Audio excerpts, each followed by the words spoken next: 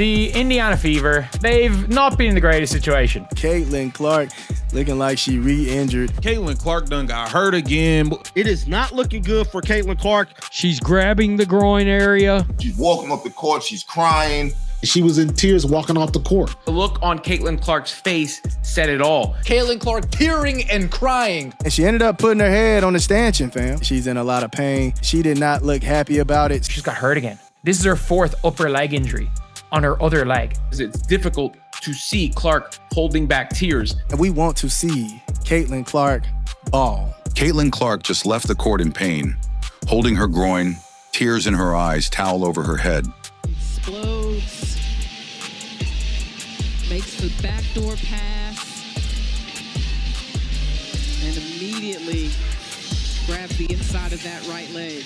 She didn't just get hurt, she got broken. It was painful to watch her play tonight. We see Caitlin Clark grab her groin after making this play to Kelsey Mitchell, the backdoor play that we've grown accustomed to seeing. And just like that, boom, grabbing the groin, clearly in pain. A lot of people feeling the pain on this one, man. No calls, no protection. Just another night of dirty hits and silence from the refs. The referees was embarrassing. The referee then said something to Caitlin Clark and completely set Caitlin Clark off. If you believe Caitlin deserves better, comment 100% for Caitlin right now. And the Indiana Fever plays their best when Caitlin is on the floor. Yeah, I get it 1,000%. It happened late in the game. Caitlin Clark reached for her right groin. Again.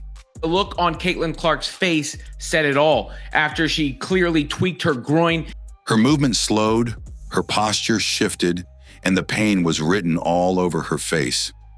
Moments later, she was on the bench, head buried under a towel. Caitlin Clark literally had to get pulled away from referees. Crying quietly as the crowd tried to process what just happened.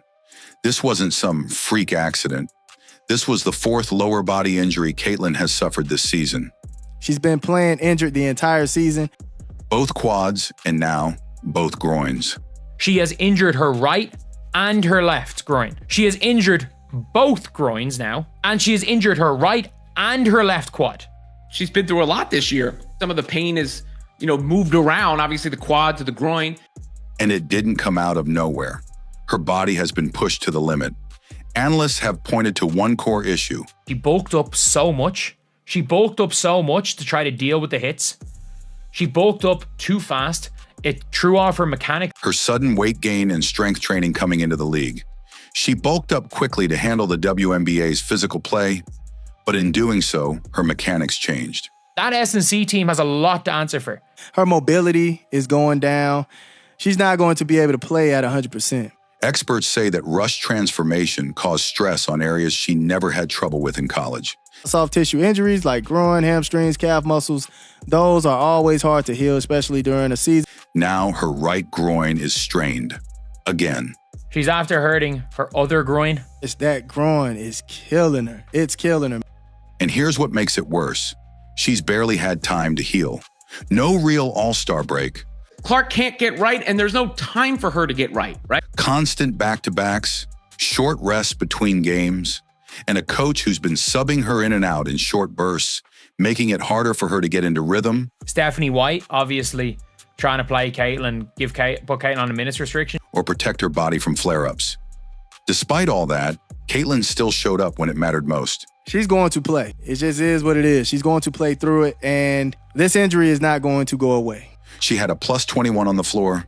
She turned the game around with a gutsy fourth quarter. An absolutely fantastic fourth quarter from Caitlin Clark. She absolutely took over in the fourth quarter, which is huge. And she goes on a little run to clinch it. Scoring, assisting, and spacing the floor even though she was clearly in pain. She kept fighting for her team, her city, and her fans. But once the final buzzer sounded, reality hit. She knew what it meant.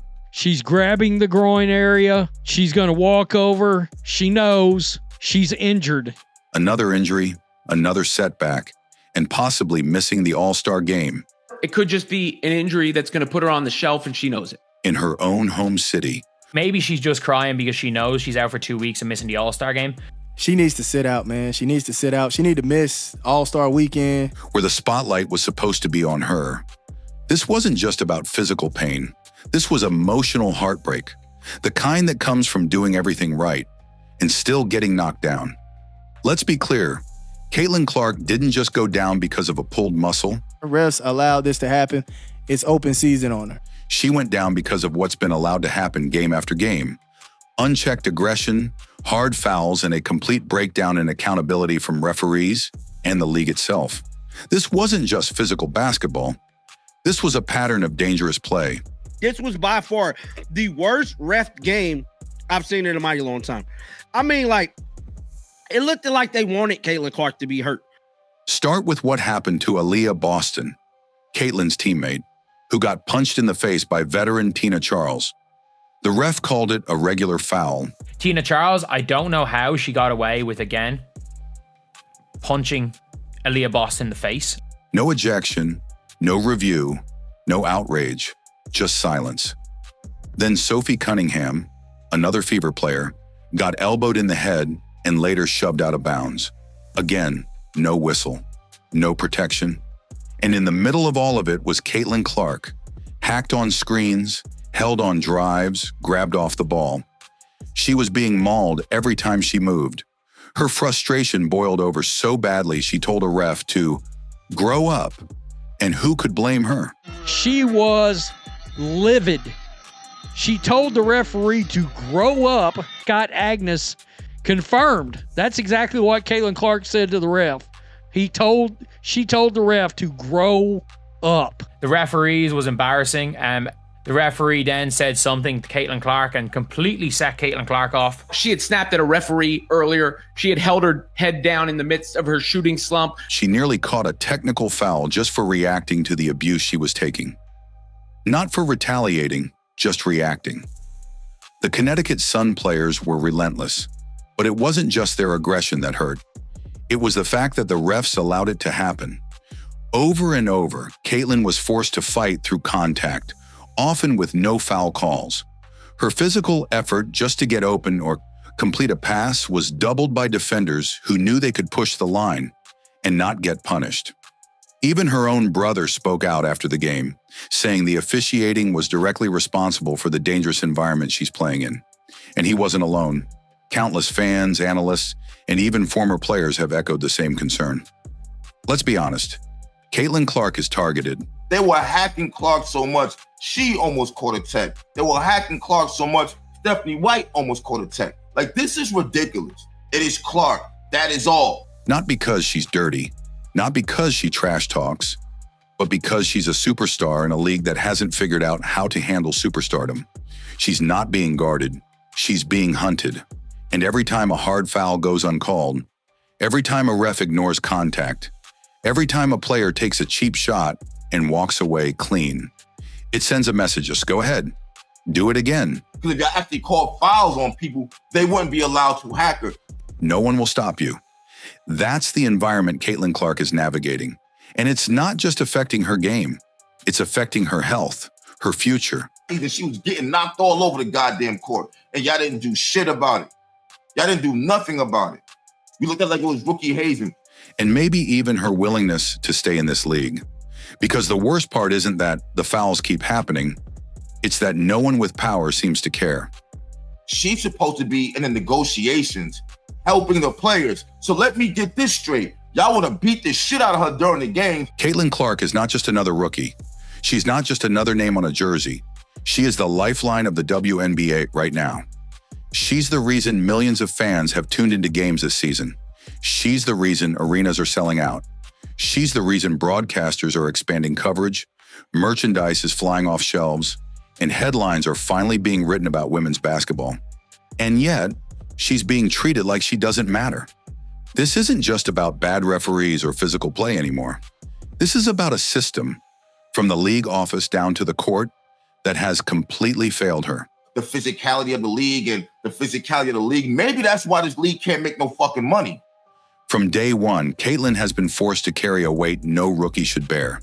Because she has the weight of the world on her shoulder. Like, she probably feels a responsibility on some of these road games, like in Boston when they sell out TD Garden.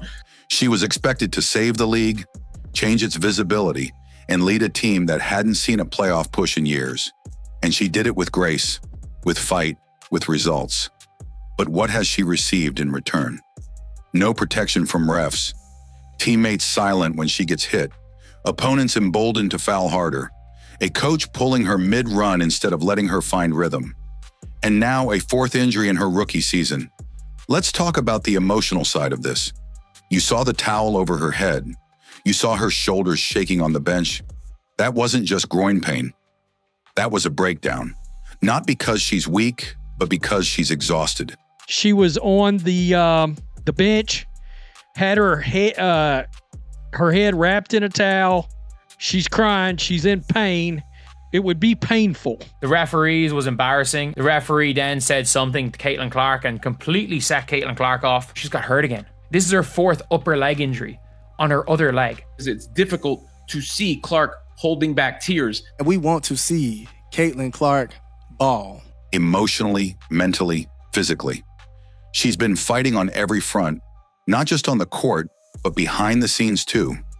Do fans even realize? Caitlin is also involved in negotiation talks, trying to secure better pay and conditions for players across the league.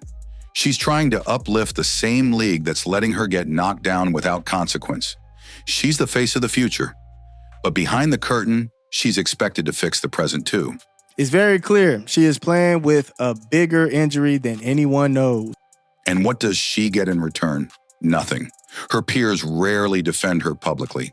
Her coach puts her on questionable minutes management while she's hurt. League officials look the other way when she's fouled. Commentators dance around the truth instead of calling it what it is. Deliberate, targeted physical abuse. And make no mistake, fans see it. The culture is shifting. You have people who never watched the WNBA before showing up in fever gear, packing road arenas. You have young girls cheering for Caitlin with homemade signs. All of those fans have come in from everywhere to watch Caitlin Clark play. And now those same fans are starting to turn on the league, asking the same question. Why are you letting this happen? There's a reason videos of her getting hacked, shoved, and elbowed go viral every week. There's a reason her injury is trending not just in sports circles, but across major media. Tina Charles, I don't know how she got away with, again, punching Aaliyah Boss in the face. Tina Charles sent Aaliyah Boss on the ground, kind of squared up. It eventually is going to boil over. Every game. And I can understand if everybody was getting hacked, but clearly it is just one person. It is Clark. Are the refs getting paid to actually ref the game? Or are they getting paid for the Indiana games to make sure Clark gets manhandled and mauled? She's never going to get a rhythm. If she keeps getting nonsensically benched, she's unhappy. This game had a little bit of everything. Caitlin Clark was struggling at times, especially with her shot. She just took over in the fourth quarter there. Caitlin Clark struggles shooting, and the Fever still win the game. Because deep down, everyone knows the truth. If this continues, Caitlin Clark is going to walk away.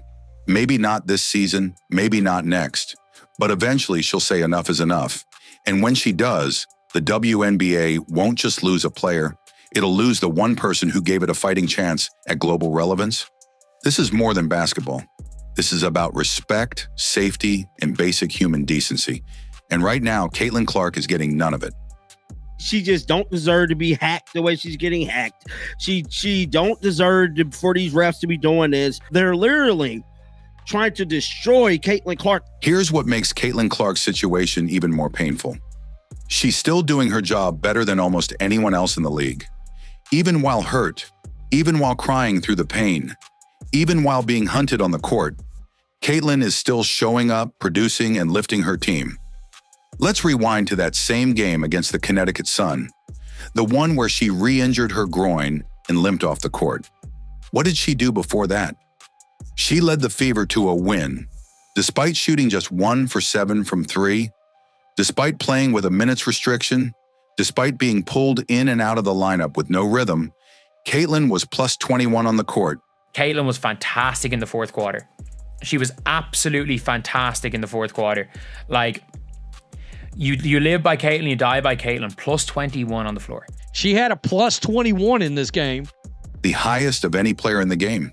And again, you see the impact she has on the floor, even when she can't hit the side of a barn. 1 of 7 from 3. She can't shoot on the road. 4 of 14 from the floor, but plus 21 in the box score. That means the Fever dominated while she played and struggled when she sat.